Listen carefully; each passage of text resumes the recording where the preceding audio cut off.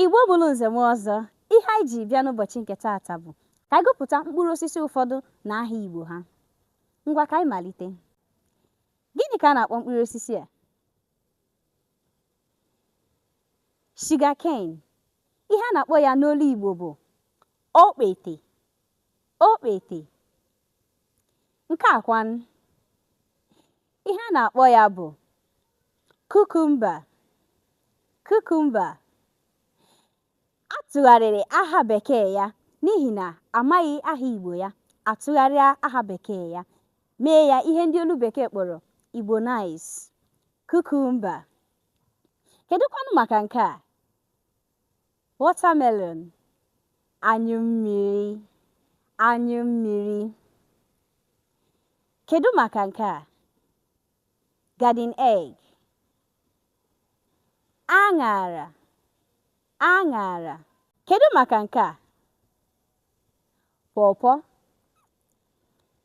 pawpaw. Gịnị ka a na-akpọ ya n'olu Igbo? Ihe ọ bụ n'olu Igbo bụ mbukpa, mbukpa ma ọ bụkwanụ ọkwụrụ bekee. Ị nwere ike ịkpọ ya mbukpa ma ọ bụ ọkwụrụ bekee. Kedụkwanụ maka nke a? Avocado, avocado pear. Gịnị ka a na-akpọ ya n'olu Igbo? Ihe a na-akpọ ya bụ ube bekee, ube bekee. Kedụkwanụ maka nke a? African star apple. Gịnị ka a na-akpọ ya n'Igbo? Ihe a na-akpọ ya bụ ụdala, ụdala. Tomatoes, tomatoes. Otuboala, otuboala. Banana. Gịnị ka uche gị na-agwa gị na a na-akpọ ya n'olu Igbo?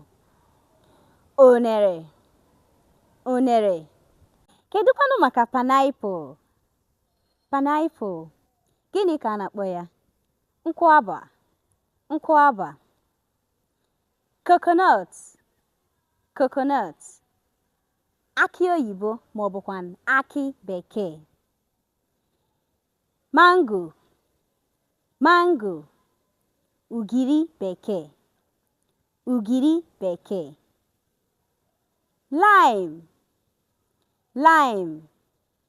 Oroma nkịrịsị, oroma nkịrịsị. Lemon, lemon.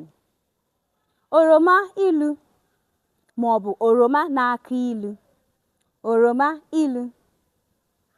Bush mango, bush mango. Ujuru ma ọ bụ ọgbọnọ, ujuru ma ọ bụ ọgbọnọ. Groundnut, groundnut. Ndị Igbo na-akpọ ya ahụekere, ahụekere. Jackfruit, jackfruit.